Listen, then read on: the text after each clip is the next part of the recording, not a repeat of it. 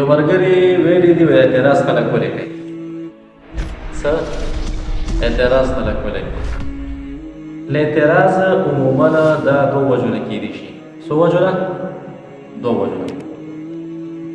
یو دی وجه نه خلک اعتراض کوي چې خلک یو انسان سره حسد کوي، د حسد د وجې نه په هغه باندې اعتراض کوي. صحیح دی که نه؟ د تا باندې به خلک اعتراض کوي چې تا سره خلک حسد کوي. لکه پیغمبر علیه السلام د خلکو اعتراضونه کول د څه د وجې نه؟ د حسد د وجې نه. وایي یو شاعر وایي ما نجا الله والرسول معا من لسان الورى فكيف انا. وایي د خلکو د ژبو نه الله او د الله پیغمبر هم خلاص نه دی. نو وایي زه به ترې څنګه خلاص شم؟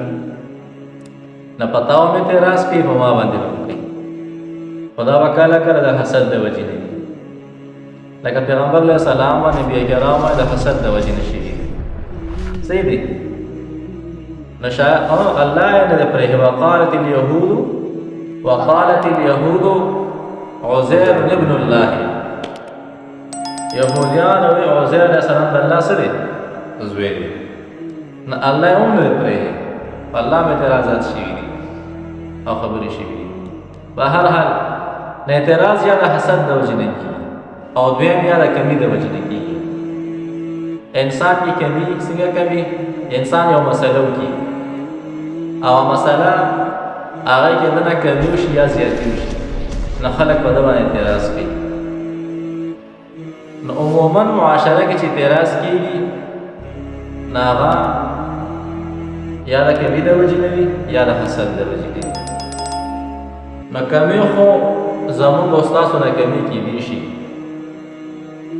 او پیغمبر علیه السلام انبیا کرام چې دا معصوم دي، صحابه کرام محفوظ دي. نو عام طور چې خلک اعتراض کوي په وجه یا د حسد د وجې نه کوي یا د کمي د وجې نه. دو وجه نه خلک اعتراض کوي.